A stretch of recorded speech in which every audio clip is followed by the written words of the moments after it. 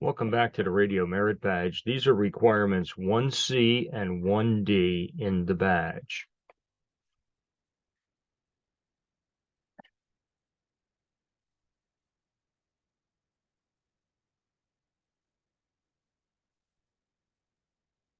Radio station call signs. Every transmitting radio entity has to have an officially registered and assigned call sign. Now, your phones don't need this, and also the family radio service doesn't need this because the communications are very channelized and the authority comes from the actual carrier, AT&T, Verizon, T-Mobile, so on and so forth. So that isn't necessary. But and also for the family radio service, they're channelized. You can't transmit except on these specific state channels. So for those, you do not need a call sign. However, everything else has to have an officially, usually federally registered call sign. Call signs are unique identifiers. They are unique letter and or number combinations that are assigned to a particular licensed station. In the United States, broadcast stations generally consist of 3 or 4 letters: KYW, WPVI, which is channel 6, WABC, WCAU, which is channel 10, and so on and so forth. U.S. amateur radio call signs have letters and numbers in them. For instance, our group, K3DTS, Spark to Space Amateur Radio Group, our call sign is K3DTS. Our specialty call sign here that we're using for this merit badge is Whiskey 3 Golf. My call sign is WA3VEE.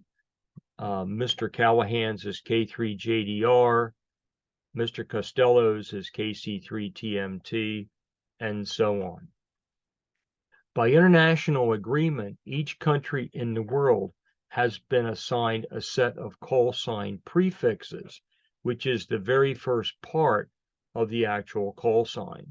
For instance, the prefix of the letter F indicates stations licensed in France.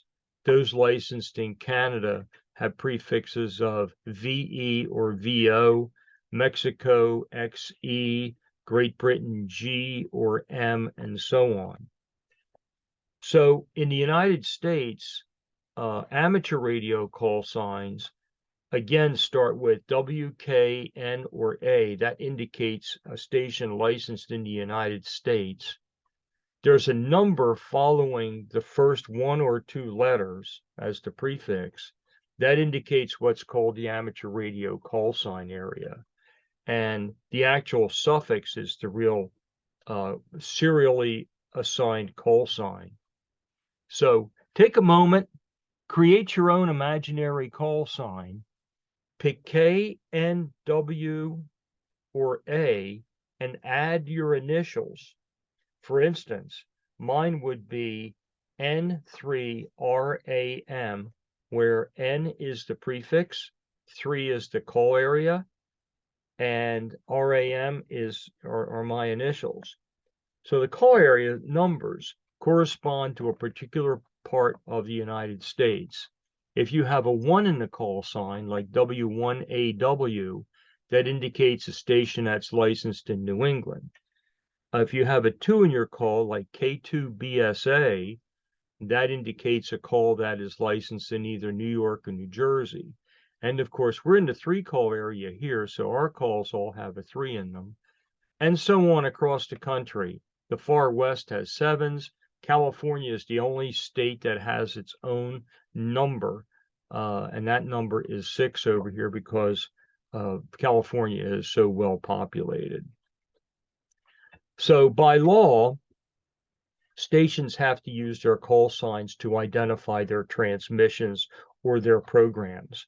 Pay particular attention next time you're listening to an FM broadcast station, because they have to identify on the hour with their actual call sign, not their marketing or nickname, but they have to identify, for instance, WBEB 101.1 FM, Philadelphia, Pennsylvania. They have to officially identify every hour on the hour. Amateur radio stations, for instance, our call sign here, Whiskey 3 Golf or W3G, we've got to identify at the beginning of a transmission or a conversation rather, and at the end of a conversation, and at least every 10 minutes. Special event call signs, for instance, our Whiskey 3 Golf call sign here, and I'll explain why we keep referring it in words, Whiskey 3 Golf. We'll explain what that means shortly. Is used to commemorate a special event, such as what we're doing here. There are vanity call signs, for instance, the International Space Station, their vanity call sign is NA1SS or November Alpha 1 Sierra Sierra. Another one here in the area is NJ2BB, which is the Battleship New Jersey. If you ever have a chance to spend the night on the Battleship New Jersey as a scout troop, be sure to get up and operate the amateur radio station that's up on the bridge. So in ham radio, what we do is we listen for a station's prefix to determine where that station is actually operating from. If I hear an SP, for instance, I know I'm listening or hearing a station in Poland. If I hear a UA or UR, I know I'm listening to a Russian station. If I hear a station with the prefix of HA, I know they are in Hungary, and so on and so forth. So we keep referring to our special call sign as Whiskey 3 Golf, and we're using these words. What are these words we're using? Well, if you think about this, a lot of times we're trying to talk over great distances. There's a lot of weak signals. There's a lot of static that occurs. And it might be difficult to get through the static with just a single letter or a single number. So what we do is we use what's called a phonetic alphabet to be able to extend a word to each individual letter. For instance, instead of saying A, we would say alpha. Instead of saying E, we would say echo. Instead of saying W, we would say whiskey. So my call sign would be Whiskey Alpha 3 Victor Echo Echo. So once you use these words, they become second nature pretty much. For instance, our call sign, this is why we refer to it as Whiskey 3 Golf. A W3G, G might sound like E, T, V out there if there's a lot of static. So it's a little clearer if we actually use a universally agreed upon phonetic alphabet. K3DTS would be Kilo 3 Delta Tango Sierra. Now, the North Atlantic Treaty Organization, or NATO, also affiliates letters and the phonetic alphabet with codes and signals and flags as well. So an example of the use of a phonetic alphabet would be the following. If I were to call Mr. Costello on his handy talkie that he's holding and use nothing but phonetic alphabet, this is what it would sound like.